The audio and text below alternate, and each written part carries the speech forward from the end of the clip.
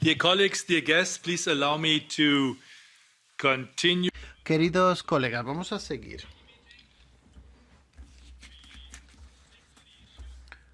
Corruption policy, and we Seguimos con el mismo tema y ahora vamos a pasar a una segunda ronda de debates con el seminario sobre el tema hacia un tribunal internacional de lucha contra la corrupción. Con un interrogante le doy la bienvenida a nuestros colegas aquí en la sala y también a las personas conectadas de forma telemática y a los expertos a los que hemos invitado.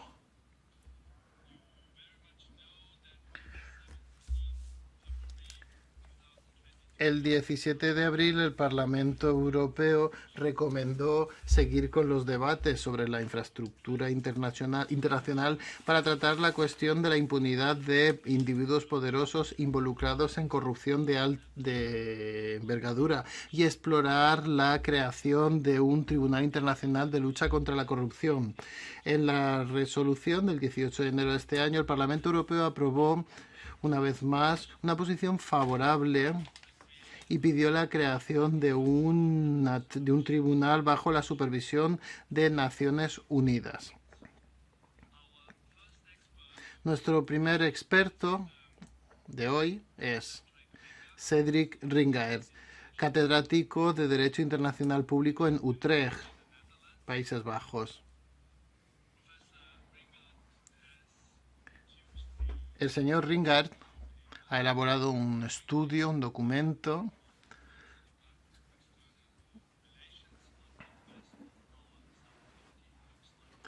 que es lo que tengo ahora en mis manos y que está disponible online. Le doy la palabra al señor Ringaert. Thank you, Mr. Chairman.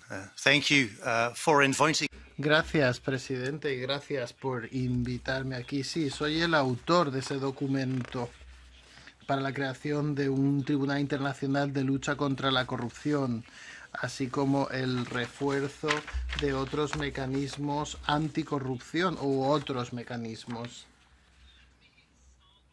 Me gustaría empezar diciendo un par de cosas sobre el tribunal. Tengo un juez aquí a mi vera que luego completará lo que yo estoy diciendo. Pero me gustaría decir que el Parlamento ha apoyado la creación del tribunal en su resolución del 18 de enero de este año, cuando aprobó el informe anual 2022 sobre derechos humanos y democracia. Vamos a la siguiente diapositiva, la número 3. Me gusta ahora mencionar 3 cuestiones de diseño en relación al tribunal.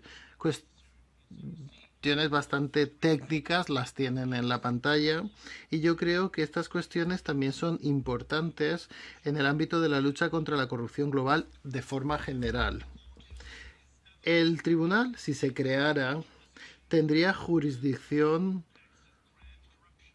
sobre cuestiones de injundia de corrupción. Y sería importante aprobar una definición internacional de este concepto. ¿De qué estamos hablando? Esto también es importante fuera, no solamente en el contexto del tribunal. Esta corrupción de injundia tiene que ver con corrupción institucional de gran envergadura, regímenes cleptocráticos o corrupción con consecuencias de largo alcance en el ámbito del disfrute de los derechos humanos. Hay un vínculo entre la corrupción y los derechos humanos. El tribunal tendría jurisdicción territorial y personal. De hecho, este principio crea muchas oportunidades. Basta un elemento de actividad corrupción transnacional que tenga parte en uno de los estados signatarios del tribunal y además permite al tribunal ejercer su jurisdicción en el ámbito del blanqueo de capitales.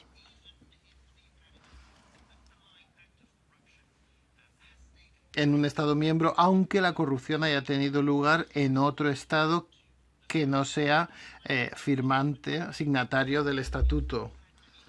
Así que al final no hace falta tantos participantes o tantos signatarios en el tribunal para que funcione. Seguramente el juez podrá completar esto.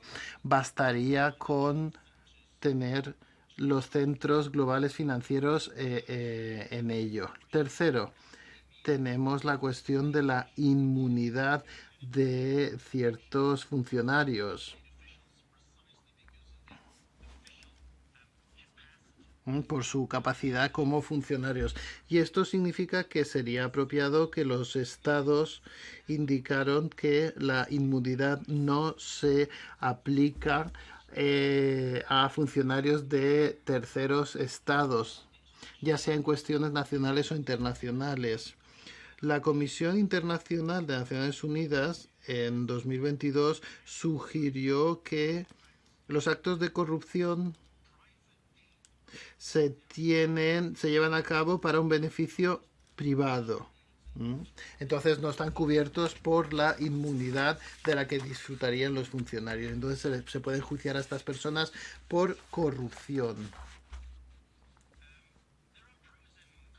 Hay pros y contras en cuanto a la creación del tribunal. Esto lo debatiremos luego, cosas de viabilidad y recursos. Esto lo trataremos más adelante. Y ahora me gustaría decir que al centrarse en el tribunal uno no puede no prestar atención a reforzar mecanismos ya existentes para la lucha contra la corrupción. En la nota hago una diferencia entre mecanismos de responsabilidad directos e indirectos. Empezamos con los mecanismos de responsabilidad directos. Hay una lista en la pantalla. Primero, jurisdicción extraterritorial. Se habla mucho de jurisdicción universal y que todo Estado miembro o todo Estado necesita este tipo de jurisdicción. También en relación a la corrupción, no solamente delincuencia internacional. Pero tengo que decir que yo creo que la jurisdicción nacional se podría utilizar con más frecuencia. Conceptos como la territorialidad, el blanqueo de capitales, etc. Así que el problema aquí no es una falta de reglamentación, sino más bien una falta de aplicación de legislación ya existente. 2.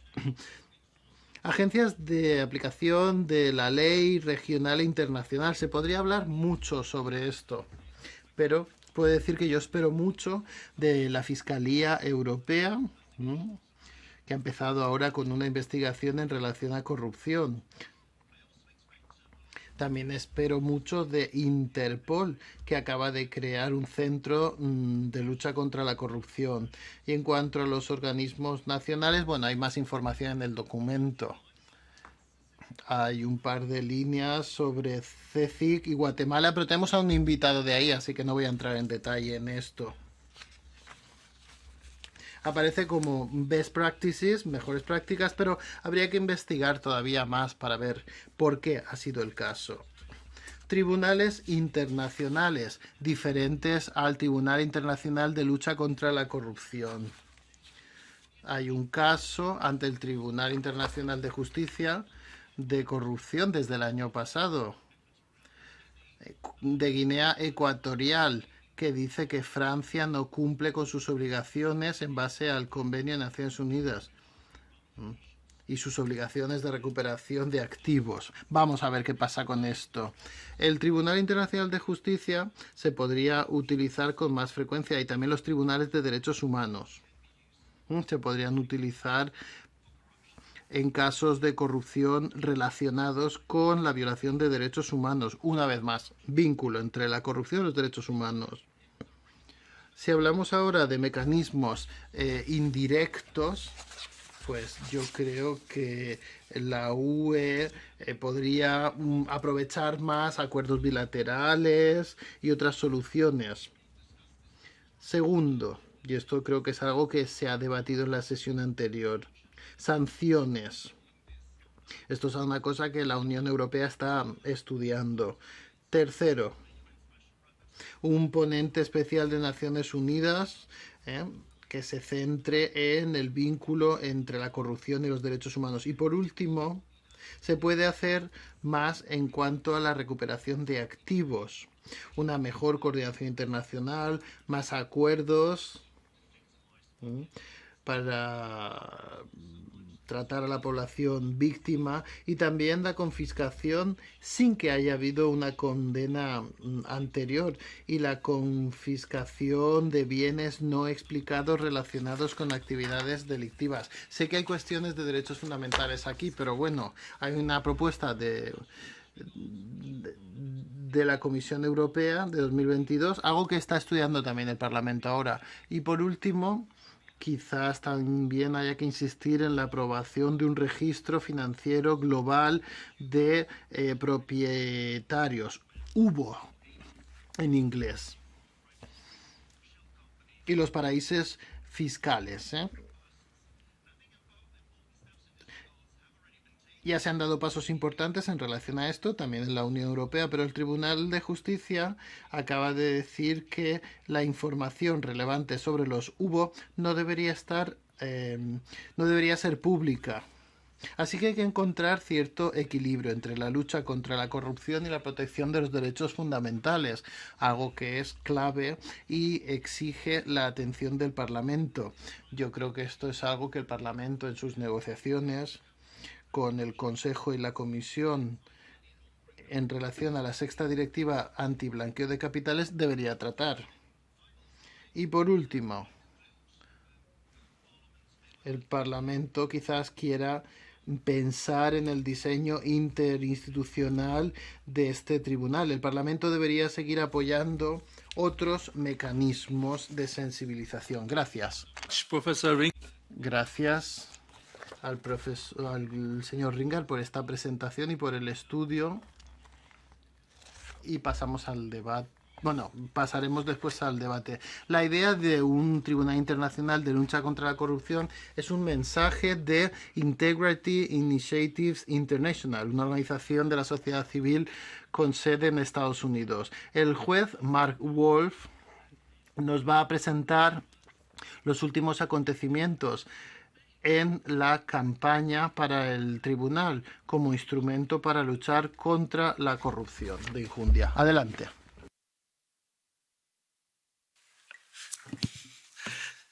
Thank you very much. Thank you for the resolution. Gracias y gracias por la resolución del Parlamento Europeo de cara a la creación de este tribunal. Gracias por este seminario y por la oportunidad del debate. Y gracias al profesor Rangert por su documento. Yo soy juez en Massachusetts y presidente de Integrity Initiatives International. Y estoy aquí acompañado de los dos copresidentes.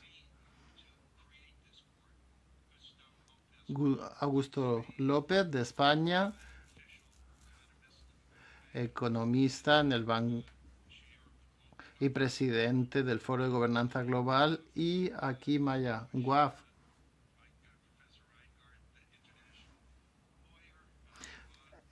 jurista internacional en La Haya, en la que trabaja en una de las comisiones del tribunal.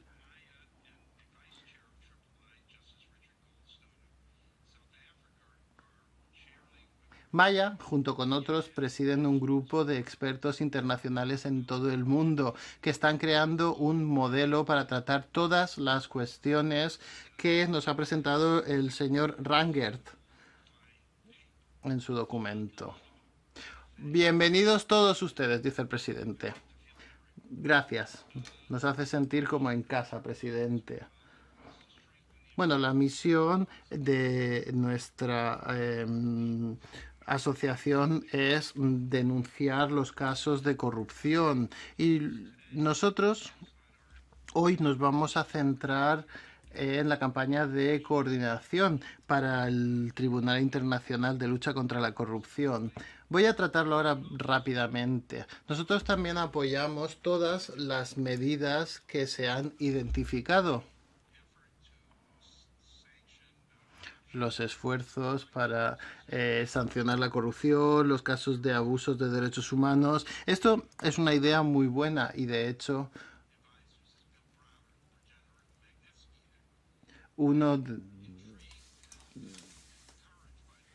a mí me intriga mucho la creación de la Fiscalía Europea y pueden descubrirse casos de funcionarios de alto nivel que a lo mejor hay que tratar en tribunales nacionales. Una de las actividades principales de Integrity Initiative International son los casos de corrupción en Ucrania. Yo trabajo con los líderes ucranianos para la creación de un tribunal anticorrupción y trabajo ayudando a diferentes jueces ucranianos.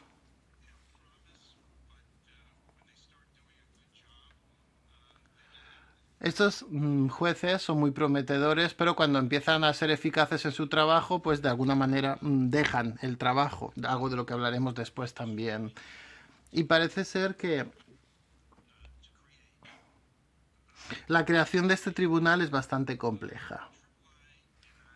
Integrity Initiatives International y yo apoyamos la creación de este Tribunal Internacional de Lucha contra la Corrupción y pido a los líderes europeos que lo consideren.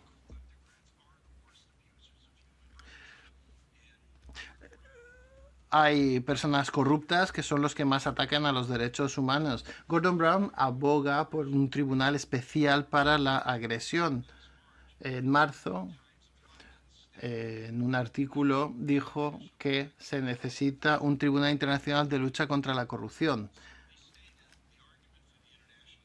Los argumentos para este tribunal son los siguientes: la corrupción, el abuso de los puestos importantes por parte de líderes y todos aquellos que conspiran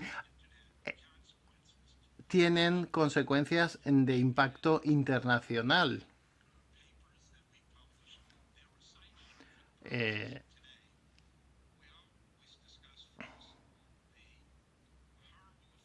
Tenemos que hablar de los efectos que tiene este tipo de corrupción en la esfera de los derechos humanos en todo el mundo. Navi Pillay dijo que la corrupción mata. Y la eliminación de la corrupción también podría alimentar al mundo. Y es así como nos asistió en la elaboración de los documentos para el tribunal. Es muy importante también entender que la corrupción no existe porque no haya leyes para luchar contra ella. Como ya muy bien ha indicado el profesor Rangel, hay 181 países miembros de las Naciones Unidas y parte del Convenio de Naciones Unidas contra la Corrupción. Todos ellos, los 181, tienen leyes que les exige el UNCAC, criminalizando los sobornos, el blanqueo de capitales, la obstrucción de la justicia, la apropiación indebida de capitales públicos, pero supongo que ustedes estarán de acuerdo, como tanta gente con la que me he encontrado en el mundo, es que la corrupción no ha disminuido desde 2005, cuando empezó a trabajar el UNCAC. No. En muchos países la corrupción florece porque los cleptócratas controlan los tribunales, la policía y no permiten que haya una investigación adecuada de sus amigos, sus familias ni de ellos mismos. Los procesos nacionales en países extranjeros no son lo suficiente. La persecución en el marco de los Estados Unidos se hace en el marco de la legislación vigente y ni allí ni en el marco de los países de la OCDE tenemos herramientas para luchar contra esta corrupción a gran escala. Hay 43 países ahora que permiten solo perseguir a personas o organizaciones que pagan sobornos, no los cleptócratas que exigen estos sobornos. Y el profesor Ringer ha planteado una cuestión muy importante. que tal vez no sea tan fácil de entender para las personas que sean un poco legos en la materia, pero los presidentes, presidentas, primeros ministros tienen inmunidad mientras ejercen su función, están en el cargo, tanto en su país como en el extranjero. Si se juzgara en Ucrania por agresión a un presidente en funciones, pues, por ejemplo, Putin, mientras sea presidente de Rusia, tiene inmunidad. Pero en los tribunales internacionales, los cleptócratas no tendrán inmunidad por su corrupción. Así que el Tribunal Anticorrupción Internacional es algo que necesitamos con urgencia. Será un tribunal de último recurso. Operará según el principio de complementariedad, es decir, solo los funcionarios de los países que lo deseen podrán participar. Un país que no desea, que no desea, por ejemplo, Rusia, no participará. Un país que quiera, pero que no tiene la capacidad, por ejemplo, Moldavia. Mire, ayer Maya Sandu, presidente de Moldavia, dijo ayer que su país apoya esta idea, quiere colaborar y es muy gratificante, aunque no disponga de los medios. El tribunal aplicará las 5 leyes que todos los países están obligados a tener en virtud del convenio de Naciones Unidas como contra corrupción.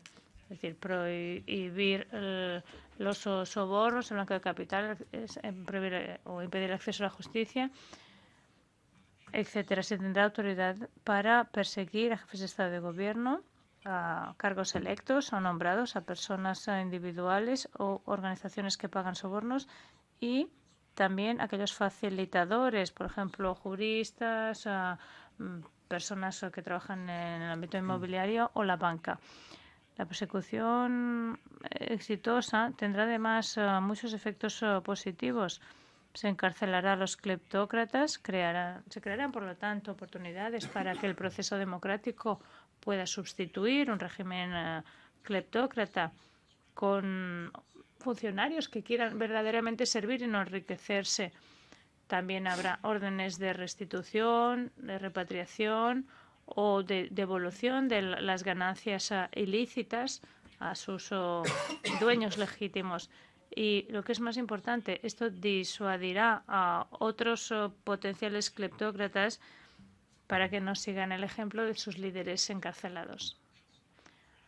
Hay 2 críticas habituales ya de este tribunal y que ahora voy a intentar abordar aquí. El profesor Reingart ya las ha mencionado. Se dice que los países liderados por las cleptocracias pues no van a unirse al tribunal, ¿cierto? Pero el tribunal no necesita que lo hagan para poder ser eficaz. Es un axioma, porque los cleptócratas normalmente no quieren mantener sus ganancias en su país, utilizan el sistema bancario internacional para transferir invertir su dinero en el extranjero, en sitios atractivos, en Australia, en Londres, en otros países occidentales. Y como envían su dinero a distintas jurisdicciones, están sujetos a persecución judicial en esos países a donde mandan su dinero. Por ejemplo, en los papeles de Panamá, el Consorcio Internacional de Periodismo proporcionó lo que a mí como juez me parece una prueba abrumadora de blanqueo de capitales de cientos de miles de millones de dólares en o a través de Suiza. Si Suiza se une al tribunal y Rusia no, bueno, pues si Suiza no quiere procesar a Putin, puede dirigirse al Tribunal Internacional, aunque Rusia y Putin, claro, no se hayan unido al Tribunal Internacional. El tribunal esperemos que se pueda crear por un número importante de personas, pero se podría crear inicialmente y ser efectivo ya con un número pequeño de países representados. La segunda crítica habitual que se escucha, y ya voy terminando, es que esta es una idea idea un poco utópica, imposible de aplicar y que no deberíamos perder tiempo ni dinero persiguiendo esta utopía. Últimamente ya no se habla tanto de esto porque casi 300 líderes mundiales han firmado una declaración pidiendo la creación de este tribunal, incluyendo 45 expresidentes y primeros ministros y un presidente de ciudad. Crear una coalición para crear el ICC es parte de la política exterior de Países Bajos y de Canadá, de Ecuador recientemente. Colombia, fue el primer país que apoyó la creación de este tribunal y recientemente Nigeria dijo que querría participar también en este proceso. Y esto es solo la punta del iceberg, porque hay muchísimo interés en el Reino Unido, en Zambia, en Senegal, en la Costa de Marfil, Macedonia del Norte, Eslovaquia, Timor Oriental, República Checa y Noruega, sin ir más lejos. Además, hay un gran apoyo a la creación del tribunal por parte de las organizaciones de la sociedad civil. Hace 2 semanas, sin ir más lejos, en el informe final de la Cumbre para la Democracia, el grupo de trabajo sobre la cleptocracia hizo un llamamiento para la creación del Tribunal Internacional Anticorrupción. Y el lunes que viene yo hablaré ante la sesión de la sociedad civil de esta cumbre sobre este tema.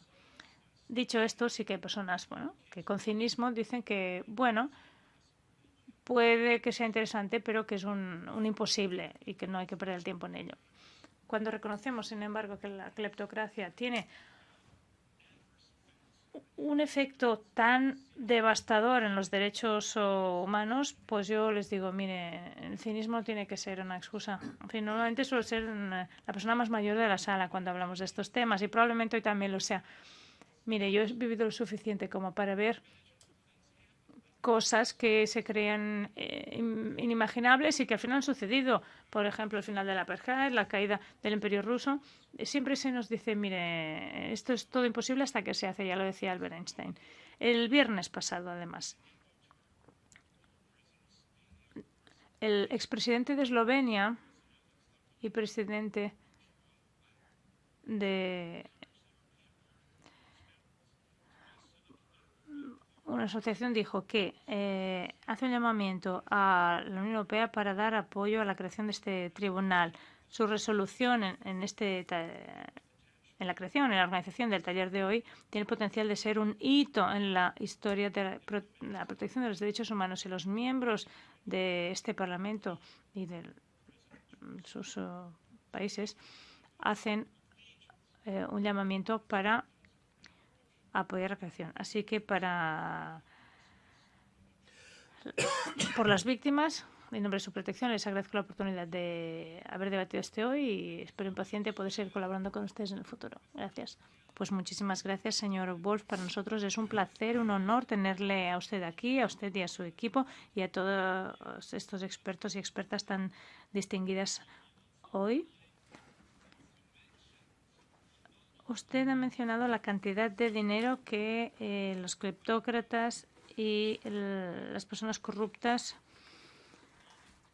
se embolsan, tanto como para alimentar 8 veces a todo el planeta. Nos damos cuenta de que esto es una cuestión no técnica, o no solo técnica. Es que no puede ser una cuestión más política ya en realidad. Y si queremos luchar por los derechos humanos tenemos que actuar.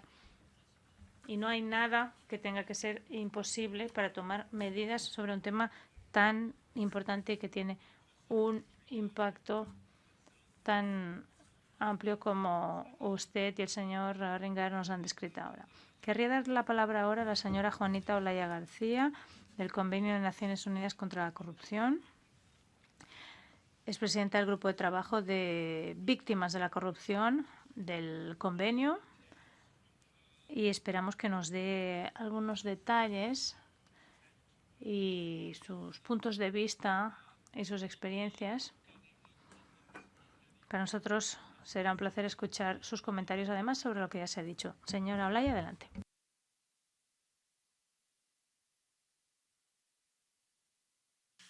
You are connected with... Está usted conectada. La vemos, pero no la podemos oír. No. Yes. So thank you very much, Mr. Bowman. Thank you, Muchas gracias, señor Bullmann. Señorías, gracias por esta invitación.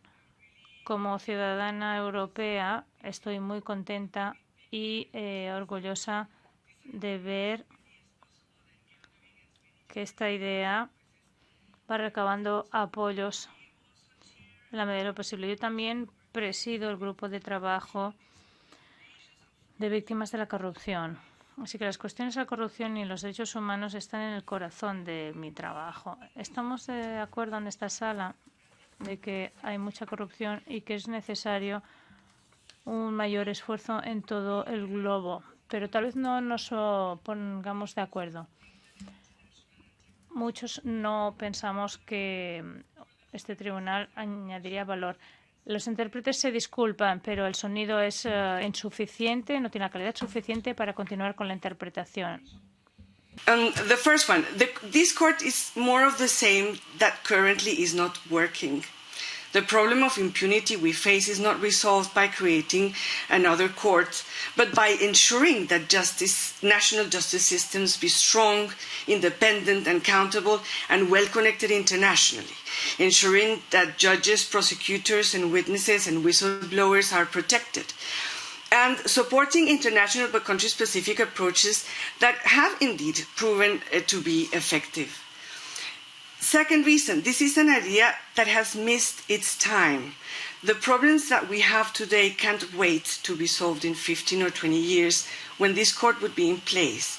And even there, an institution formed under the thinking of the Cold War international consensus, I guess you will agree with me, with the events of today is evident, will be of little help.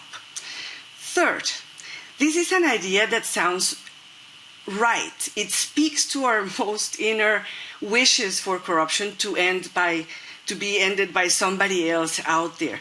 But it lacks, in essence, what it takes to be effective.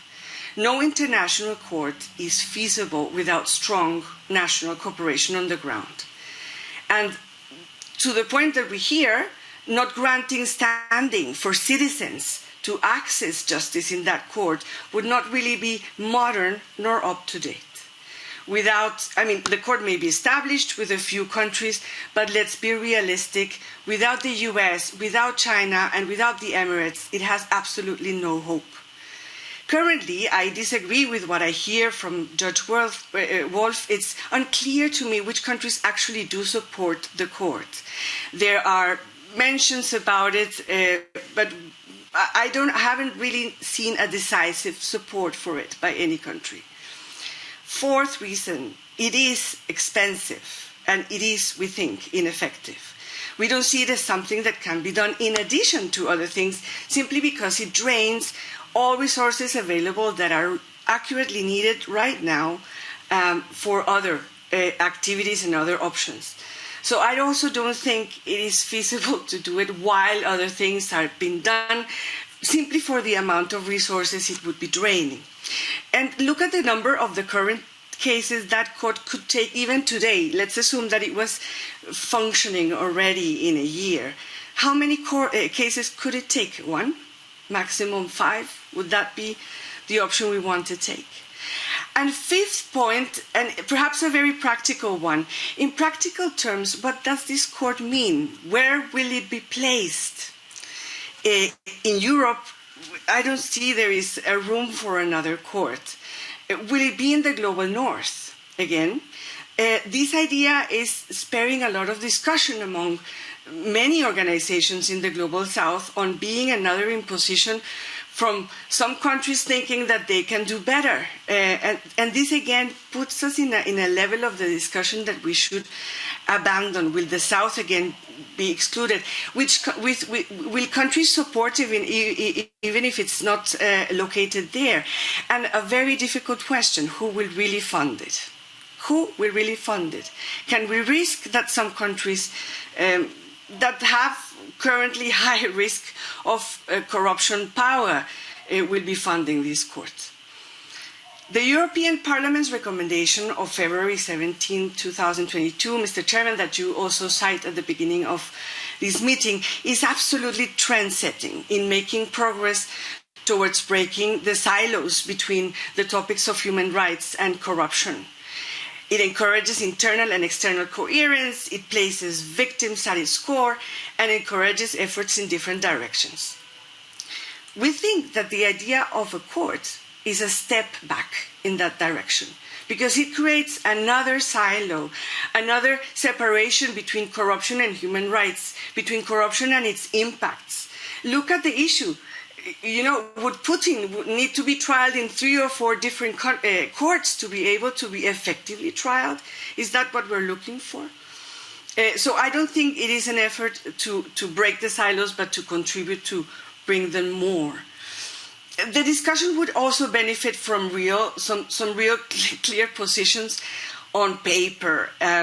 Judge Wolf mentions that there's a drafting committee for a treaty, but every time we discuss about it, what I hear is the counter arguments that I hear are, but that will not be that way. It will be in another way. It will be helpful. And the fact is we're still discussing at the level of idea. There's no clear proposal where one can see, is it really going to do what it's supposed to or is made to be done? And finally, you hear me talking about we, but you only see me on camera, and hopefully the sound is working better. Indeed, it's not just me. There are many experts and organizations fighting corruption that don't think this idea is a good idea. Transparency International, in fact, in its last annual membership meeting in November 2022, issued a resolution where it urges the world to explore other options than an international court, and states as background for that the following, and I will just read briefly that excerpt.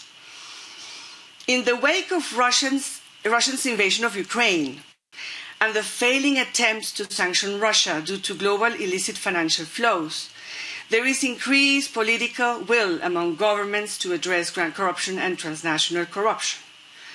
Governments, international bodies, and civil society need to use this political will to make the systems in place actually work, as opposed to spending political capital on a new body that may not be established for a decade and may not yield robust results.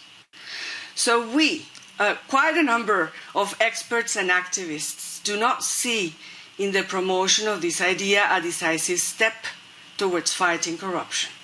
There will be no cheers from us. You will also not see from us an active campaign opposing it. There are more important things for us to do at the moment than organizing to oppose something like this. So that's why you will see, the quiet presentations in meetings like this, but nothing organized to oppose it. That's a luxury we cannot afford ourselves. There are many other things that require attention and resources that can be effective immediately, and the resolution has a lot of ideas in that direction already.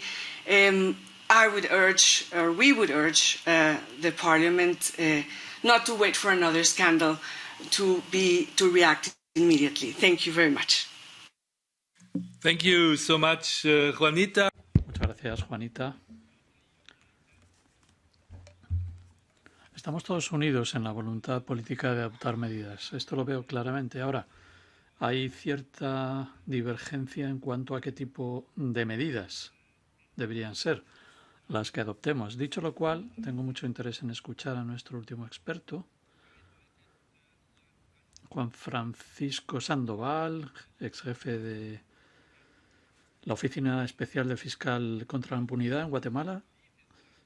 Tuvo que abandonar su país por su trabajo contra la corrupción. Su nombre fue destacado en la resolución del Parlamento Europeo de abril de 2022 sobre esta situación del Estado de Derecho y los derechos humanos en la República de Guatemala.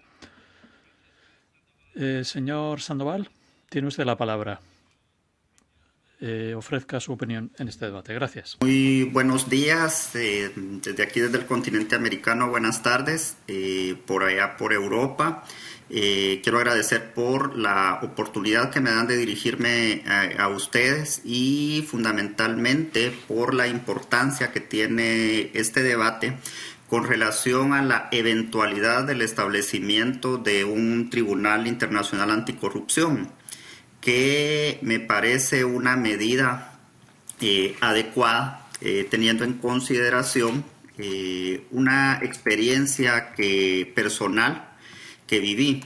Yo actualmente me encuentro exiliado en los Estados Unidos, en trámite de asilo político, y esto deviene del trabajo que realicé en la lucha contra la corrupción en mi país.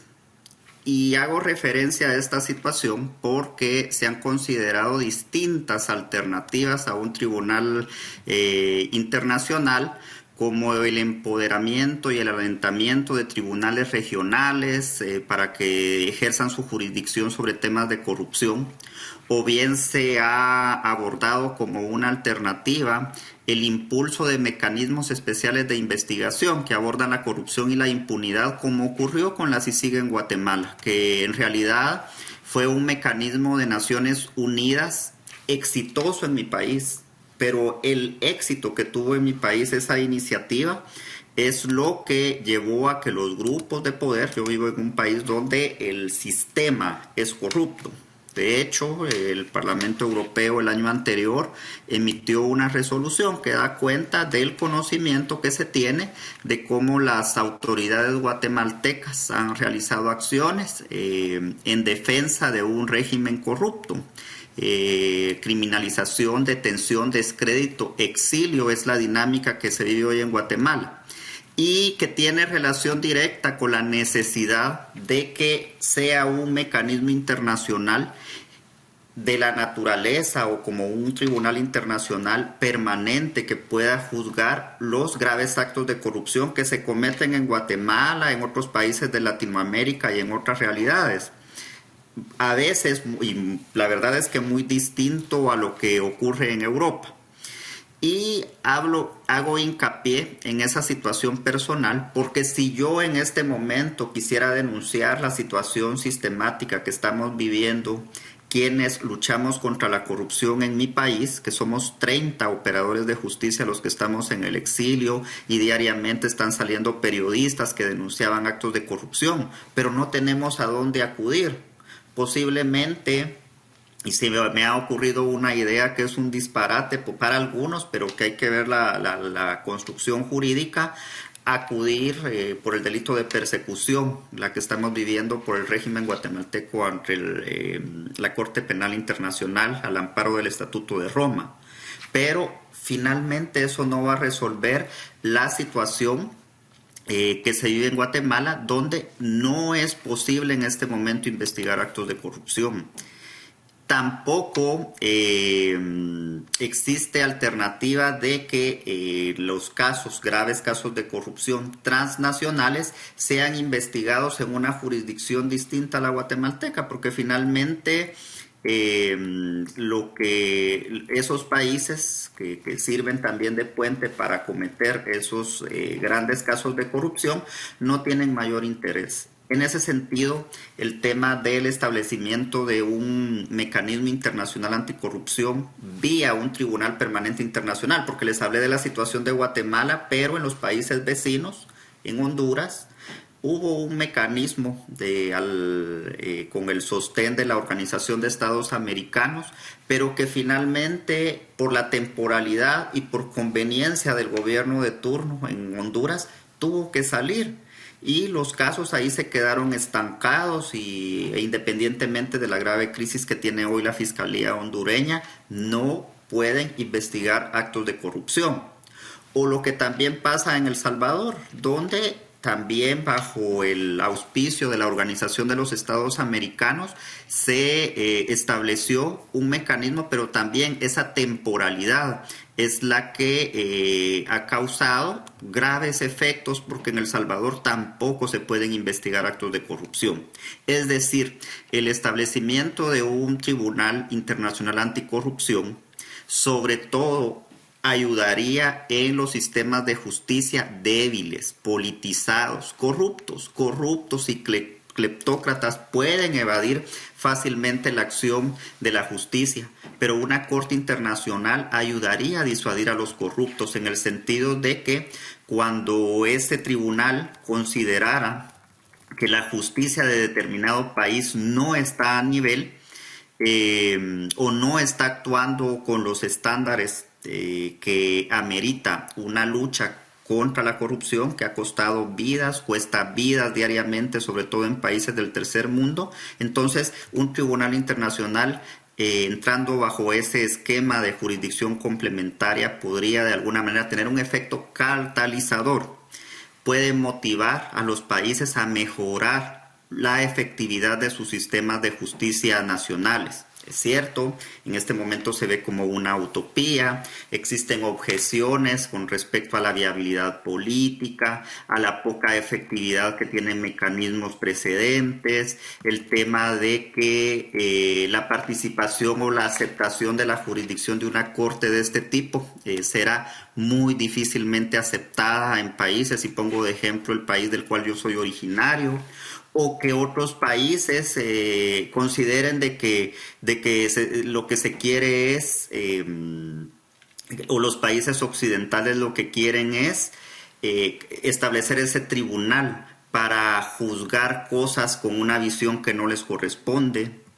Y posiblemente también sería objeto de discusión si la dificultad que existe en los casos de corrupción, investigar, documentarlos. Imagínense la dificultad que implicaría que un tema de una jurisdicción internacional pudiera tener acceso a los mecanismos probatorios que pudieran demostrar los hechos que fueran puestos de conocimiento. Pero ante la realidad, porque aquí tenemos que chocar de frente con la realidad, qué es lo que está ocurriendo en muchos países del mundo. Es el tema de la vinculación directa de la corrupción con el mínimo acceso a los derechos humanos. Y es que existe una relación directa entre los países donde la corrupción es la regla y los países donde se violan en forma sistemáticamente los derechos humanos. Por eso me parece atinado que el Día contra la Corrupción y el Día de la Defensa de los Derechos Humanos se celebren a nivel internacional un día continuo con respecto del otro, y es porque existe una relación directa. Entonces, para cerrar, lo que les puedo decir es que en muchos países la única alternativa que existe para investigar la corrupción y para juzgar a los actores que cometen graves actos de corrupción es el establecimiento de un tribunal internacional de esta naturaleza. Muchas gracias. Thank you. Thank you so much. Pues gracias a usted, señor Sandoval. Gracias también a Juanita Olaya, al juez Wolf y a Cédric Ringaert. Hemos escuchado diferentes voces, diferentes opiniones y conclusiones. Y vuelvo al primer orador, el señor Ringaert, porque lo que he entendido es que ha dicho, bueno, hagan uso de todo lo que tienen y den oportunidad a nuevas herramientas también, instauren nuevas medidas adicionales y vayan hacia adelante lo mejor que puedan. Bueno, también he oído el escepticismo en cuanto a la introducción de un nuevo tribunal internacional, pero quizás sea oportuno que inicie un debate con los colegas y que veamos un poco lo que pasó el último viernes y lo que hizo el ICC con el mandato de detención de Putin y la comisaria de Derechos Infantiles de Rusia. Muchos de los que decían la jurisdicción internacional no puede hacer nada, ¿cómo podemos avanzar sin Rusia, sin China? Pues les han cerrado la boca a esta gente que era escéptica. Bueno, hemos entrado en este debate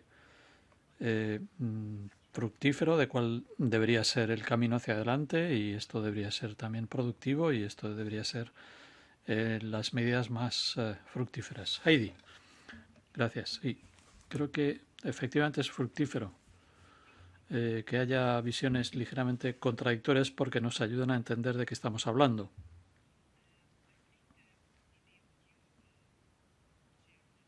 Lo que ha dicho usted, presidente,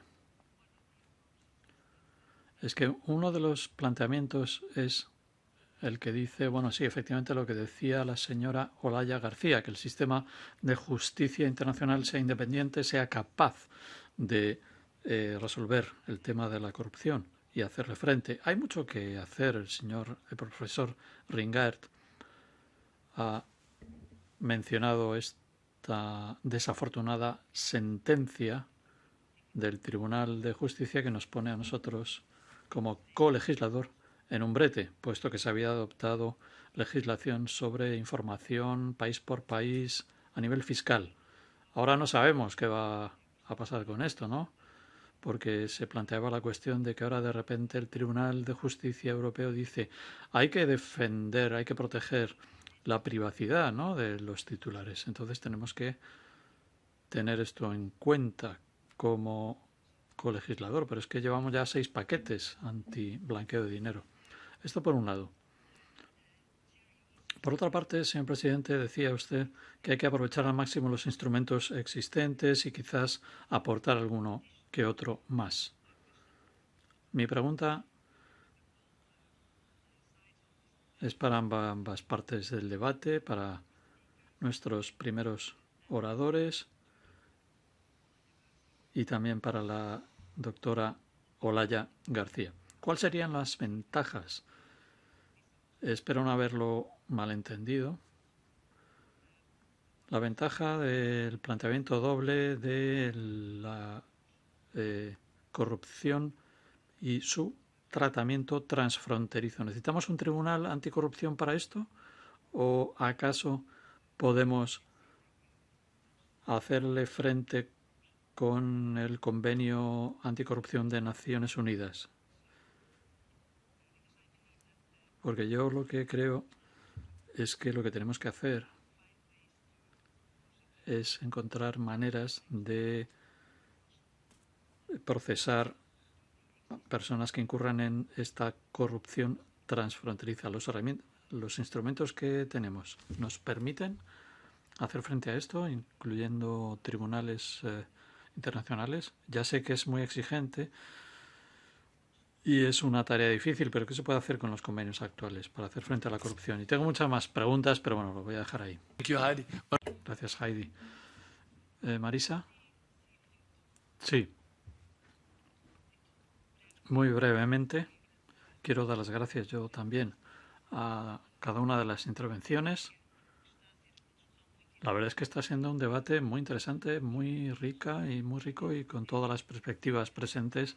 Aprovecho pues para hacer una pregunta específica, pero que se podría utilizar para dar pie a otro debate. Primera pregunta. Tiene que ver con lo que se ha dicho al principio, nada más empezar, la necesidad de que contemos con una definición común de corrupción. Lógicamente, ningún mecanismo puede funcionar, sobre todo este mecanismo transnacional, sin una definición común de corrupción. Mi pregunta es, ¿cómo prevén la posibilidad de contar con una definición de corrupción que sea reconocida a nivel internacional? ¿Y cuál es el procedimiento para que así sea? Para que haya una definición común de corrupción. Evidentemente no puede haber un tribunal anticorrupción en ausencia de una definición legítima de corrupción. Luego, un par de preguntas más de pormenores, pero que tengo curiosidad por conocer la respuesta. La primera tiene que ver con cuestiones más institucionales. Es decir, ¿qué tipo de institución anticorrupción sería un requisito mínimo? Porque estamos hablando de diferencias de país a país, pero imaginando una institucionalización a más alto nivel de un tribunal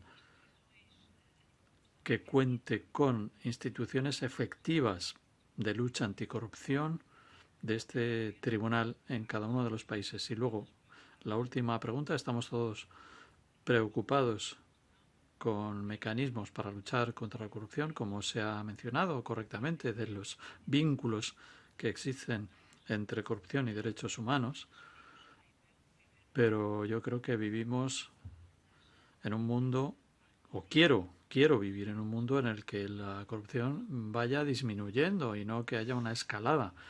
Es decir, ¿de qué mecanismos estamos hablando para prevención del crimen? Porque es que no es suficiente hablar de tribunales, de leyes, de regímenes. Se necesitan acciones también contra esta corrupción y prevención. Gracias. Thank you, Marisa. Gracias, Marisa. Bueno, pues se han acumulado toda una serie de cuestiones y observaciones muy interesantes. Ahora le doy la palabra otra vez a los expertos en orden inverso, si me lo permite. Primero, Juan Francisco Sandoval. Si sigue con nosotros, si está entre nosotros, le doy la palabra a él. Primero, ¿está conectado, señor Sandoval?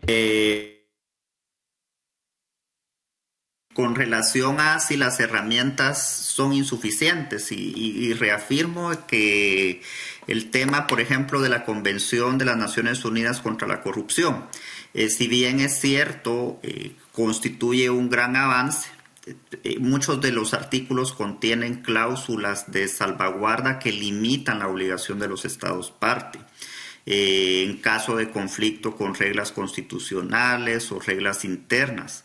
Pero ese carácter no obligatorio también implica de que no es obligatorio penalizar el soborno y la malversación en el sector privado. Tampoco es obligatoria en la Convención la penalización de la corrupción en la financiación de partidos políticos.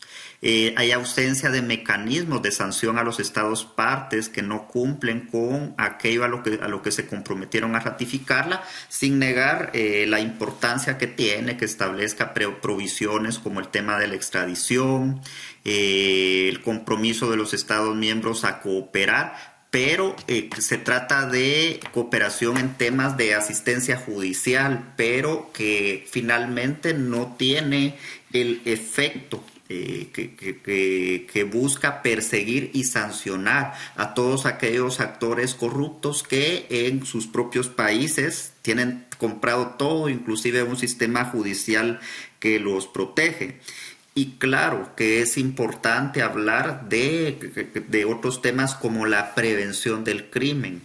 Claro que sí, es muy importante, pero en este momento, ante la dinámica que se vive en países, yo he puesto de ejemplo mi país, pero yo sé que lo que se vive en muchas sociedades latinoamericanas tiene réplica en otros países del mundo. Y así como lo dije al inicio, el establecimiento de un tribunal de esta naturaleza podría servir como o tener un efecto disuasorio o catalizador, y que iría en regla de luego empezará también a luchar por la prevención de los graves actos de corrupción. Gracias. Thank you very much. Muchas gracias, señor Sandoval. Le doy la palabra ahora a Juanita Olaya García. ¿Está con nosotros? Una pregunta adicional. Si su escepticismo ha desaparecido durante el debate, porque claro, empezamos a hablar de ello hace media hora. Entonces, quizás nos podría añadir desde su posición cómo los instrumentos existentes se pueden ver reforzados, a través de qué medidas, qué decisiones, cómo le gustaría verlo. Esto es una pregunta adicional. Adelante. Thank you so much, Mr. Chairman. I'll try to go through all the questions briefly so everybody can speak. On the first question from Representative Hautala, I think, on whether, which connects to your current question a little bit, are current mechanisms insufficient? Let me mention 2 points. One, a recent study by the OECD, I think it's from 2017, revealed that the very little enforcement, the very little anti-corruption enforcement that today exists, of that very little enforcement, 80% is finalized through extrajudicial agreements out of court. And the main reason being that proving corruption the way we have it is so difficult, is impossible, that the only way to get out of it is through agreements. I don't see how an international anti-corruption court would overcome that obstacle. I only see it would face it in an enhanced and bigger version, because in fact an international anti-corruption court, and you could see it even today from the doings of the International Criminal Court, depends on national anti-corruption and national anti-corruption institutions, which also connects to a point raised elsewhere. When it comes to alternative mechanisms, I think Professor Wingard mentioned most of them, and they are quite useful. Transnational jurisdiction that can be much more used. Hybrid mechanisms. I don't think that the argument that the court in Guatemala was later ended is an argument to say that it didn't do a good work. Actually, is the show that it demonstrates that it really worked. What was needed was much more protection for those judges and prosecutors like Juan, for them not to be able or not to need to go to exile, and to be able to be taken care of differently. So one would need, and I'm trying to link the questions a little bit, one of the crucial things to do, and of the immediate things to do, is to offer much more decisive protection for judges and prosecutors, human rights defenders and activists on the ground, so that they really know they can count on the strength of international support for their work, and that they will not be risking their lives. I am a believer of a mechanism that is rarely used, which is the universal jurisdiction. And I think, countries like Canada and many others in Europe also that have that mechanism could use it also to deal with matters together at the same time, human rights and corruption issues. This is what I meant precisely when I mentioned the Putin case, and that, Mr. Chairman, you quote us as a politically bold move that we're seeing on the International Criminal Court. Imagine if the International Criminal Court could judge Putin for everything, including the corruption he has incurred in, and that we didn't need to start from scratch in another court based elsewhere with different evidence, with a different process. So we're talking about speed, resources, timing, which is, I think, of the essence of necessary anti-corruption work. Creating a separate court is also not the other option. I know there's mixed opinions about the role of the International Criminal Court, although we're seeing right now that it's working much more effectively. One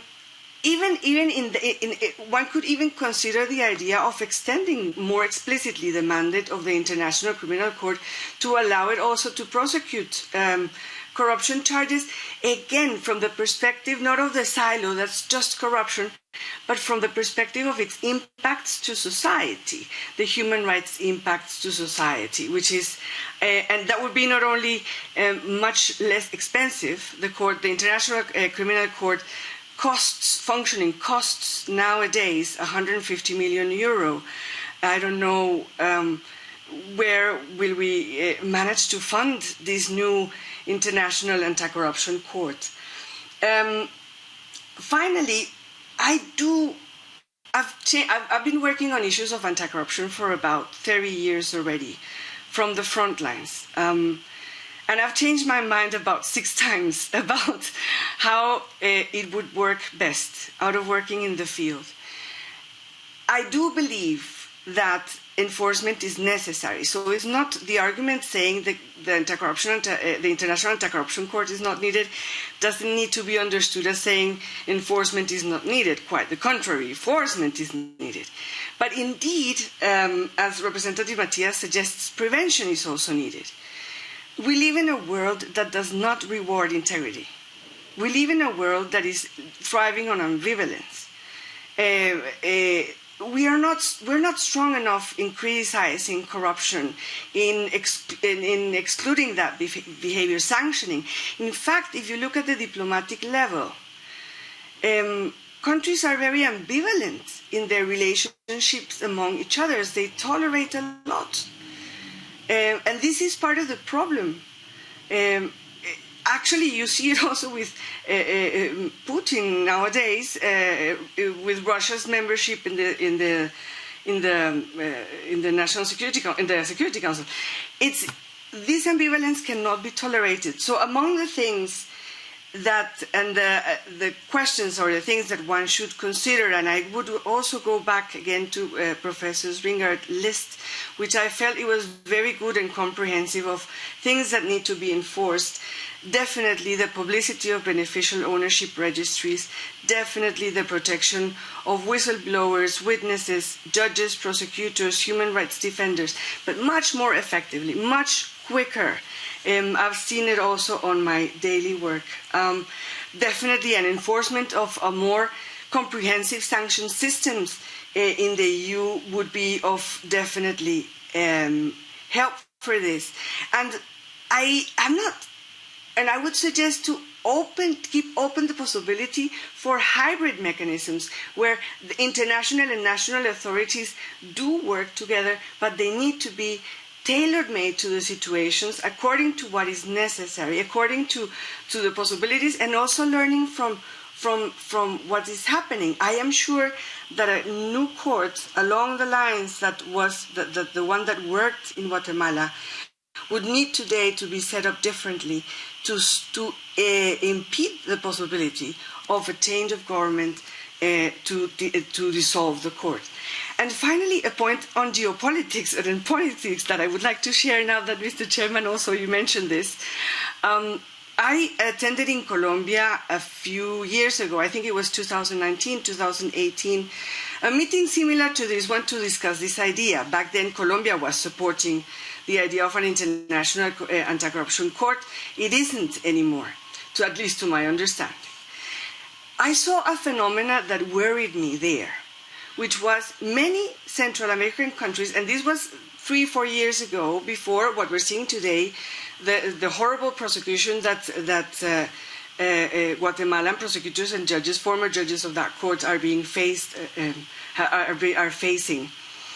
Back then in Colombia, several representatives of Central American countries stood up to defend this idea and to say that it was positive, not on the argument of different merits that it could have for them in their eyes, but on the arguments of the main argument was, and they mentioned this explicitly, the main argument was because that would be a way to avoid a court like the ICIG.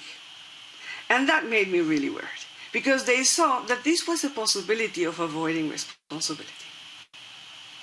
I hope I have happy to come back, but I don't want to take all that time. Thank you so much. Muchísimas gracias, señora Olaya. Y muchísimas gracias por este compromiso tan valiente en primera línea.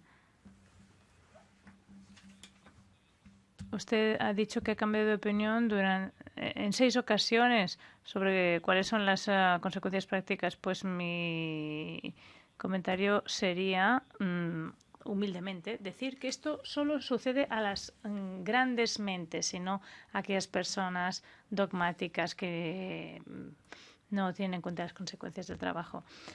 Muchísimas gracias, por lo tanto, por su trabajo. Señor juez Wolf, como usted es el originario y el promotor de esta idea, ¿qué conclusiones saca de nuestro debate de hoy?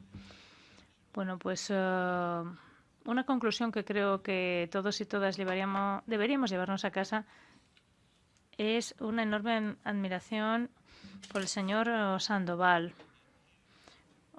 Éramos 4 oradores aquí hoy, pero en sus palabras resuena la voz de una víctima heroica de la corrupción a gran escala. Recibió invitación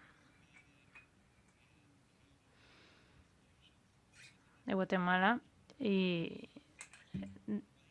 esto se debió a su investigación de las relaciones con los carteles de la droga del presidente de Guatemala.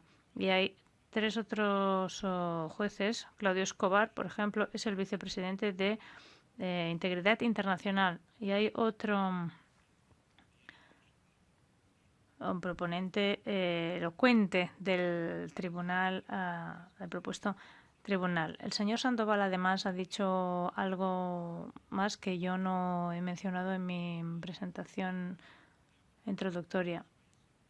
Hay pruebas que me parecen persuasivas de que el Tribunal Penal Internacional está proporcionando incentivos para que los países mejoren su rendimiento en el ámbito de derechos humanos para evitar después que encontrarse en el Tribunal Penal Internacional. Colombia sería el ejemplo más claro. Si existiera un tribunal anticorrupción, habría un doble incentivo para que los países revisaran sus prácticas de investigación y la fiscalía, y trabajarían con sus interlocutores en estos países que, como Moldavia, por ejemplo, quieren participar pero no tienen las capacidades necesarias a nivel nacional. Se ha planteado la cuestión también de que la prevención es muy importante. Pues estoy totalmente de acuerdo con esto. Las consecuencias de la corrupción a gran escala, igual que las consecuencias de otras formas de violaciones de los derechos humanos, son imposibles de tratar de forma totalmente satisfactoria. Pero el Tribunal Internacional Anticorrupción es un mecanismo preventivo que sigue el mismo principio que en derecho penal. Cuando a una persona se le amenaza con un castigo o una pena seria, pues se porta bien. Y si no tiene ninguna amenaza de pena, pues violarán la ley. Los crímenes de guerra nunca son excusables, pero por definición se cometen, digamos, en el fragor de la batalla. Pero la corrupción a gran escala no. Son personas deshonestas, avaras, calculadoras, que han llegado al poder y ven todo este dinero que se pueden quedar, y no hay ninguna amenaza creíble de que realmente vaya a haber consecuencias. Así que cogen el dinero y roban, despojan a niños y niñas de la educación que merecen, despojan al pueblo de la asistencia sanitaria y, en última instancia, de su derecho a la vida. El tribunal es, digamos, una medida de prevención. Como digo, también ha habido una pregunta sobre la importancia de contar con una definición aceptable de la corrupción que estaría bajo la jurisdicción de este tribunal. Esto ya existe. El Convenio de Naciones Unidas contra la Corrupción cuenta con definiciones de los 5 delitos: apropiación indebida, robo, obstrucción a la justicia, blanqueo de capitales, soborno. Y la propuesta es muy específica. Estos 5 delitos estarían en la jurisdicción del tribunal, porque de los 181 países tienen leyes que tipifican como delito estos delitos. Por lo tanto, ya tendríamos esta definición. El problema es que las leyes no se aplican. Y reforzar los mecanismos existentes es algo que apoyamos. Pero es que en los últimos años pues no ha sucedido. Todavía no he conocido a nadie en todo el mundo que diga que piensa que hoy en día hay menos corrupción que cuando entró en vigor el convenio UNCAC. Porque en los países donde mandan los cleptócratas, ahí florece la corrupción, porque estos protegen a su familia y amigos. Cuando publiqué mis 2 primeros artículos en 2014, parece que ha pasado mucho tiempo, pero en los últimos 2 años estas ideas han pasado de un concepto a una campaña global. Como digo, cuando yo publiqué aquellos artículos, yo no sabía que años después iba a tener yo esta oportunidad, pero también esta sensación de sentirme obligado a comparecer aquí.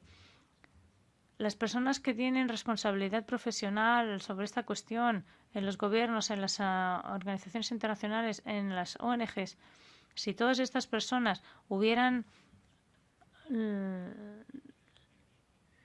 logrado aplicar mejor los principios de la UNCAC, yo estaría disfrutando lo que mi esposa querría disfrutar conmigo, una jubilación tranquila.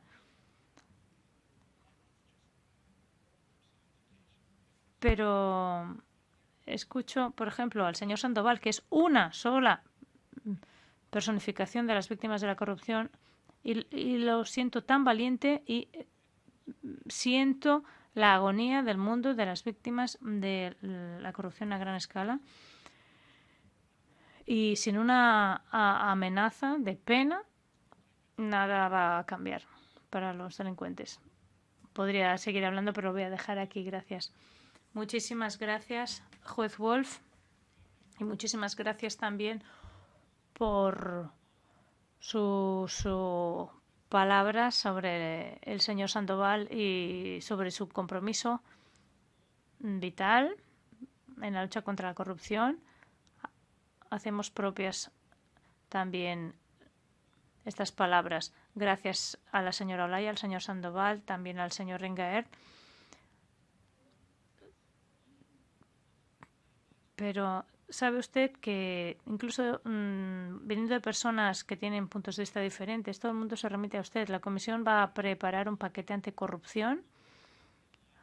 Esperemos que se publique en breve. ¿Sabe usted además que el Servicio Europeo de Acción Exterior está también preparando algo para este verano? Pues imagínese que usted fuera el jefe del gabinete de asesores del señor Borrell. ¿Usted qué le diría? Bueno, a ver, en este debate no es una cuestión de copulativas o disyuntivas, sino de copulativas por partida doble. Este es un proyecto a largo plazo, no lo olvidemos. No debemos tampoco olvidar otros mecanismos, algunos de los cuales les puedo presentar aquí. Por ejemplo, los Estados miembros tendrían que trabajar más duro para encausar judicialmente prácticas corruptas en otros países. Hay algunos estados que sí que son muy activos en este sentido.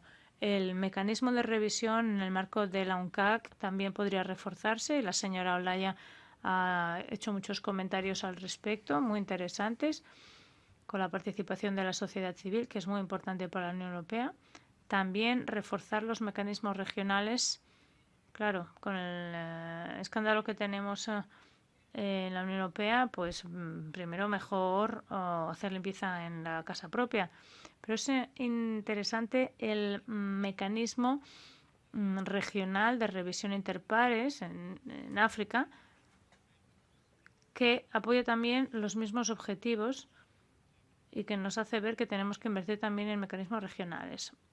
Todo suma. Pues en cuarto lugar, creo que la Unión Europea podría también apoyar los tribunales especializados en su vecindad. Por ejemplo, Ucrania.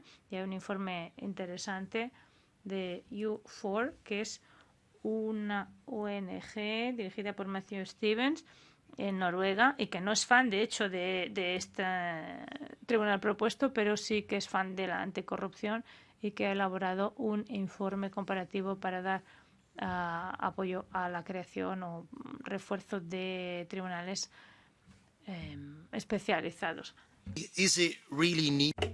¿Se necesita realmente un tribunal internacional anticorrupción? ¿Tiene algún valor? Esta es la cuestión clave para todos nosotros. Pues bien, yo creo que sí que manifiesta cierto simbolismo, tiene una función de señalar.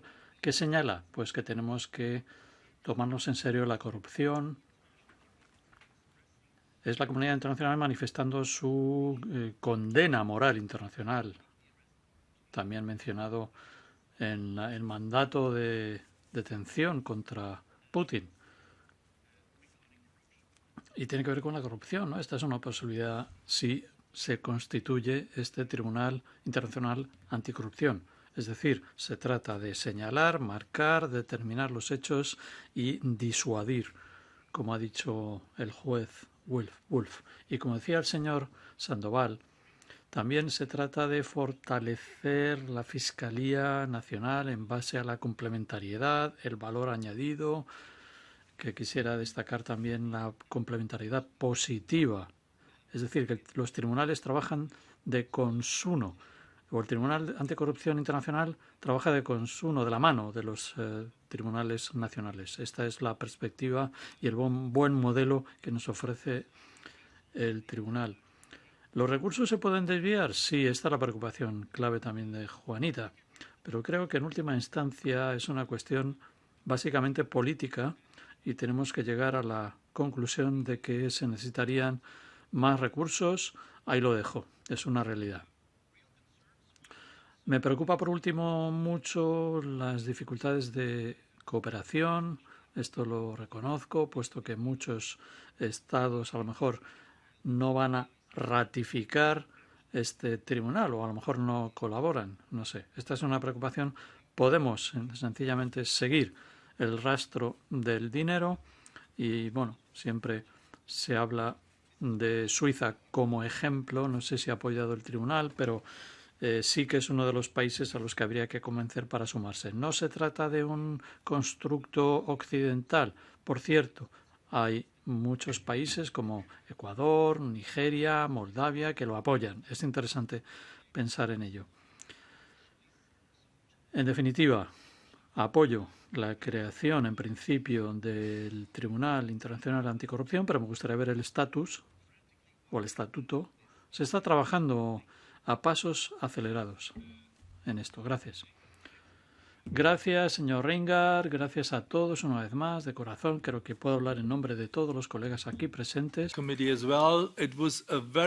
Y de la subcomisión ha sido un intercambio muy fructífero y animado. Vamos a hacer buen uso de este tribunal si se crea y tenemos una reunión de coordinadores mañana y volveremos a tratar este tema continuamente y vamos a debatirlo y espero que lleguemos a una conclusión positiva en nuestra subcomisión antes de que el SEAE eleve su voz al respecto. Gracias a todos por brindar la oportunidad de hablar o bien aquí en persona o bien a través de la pantalla y levanto la sesión.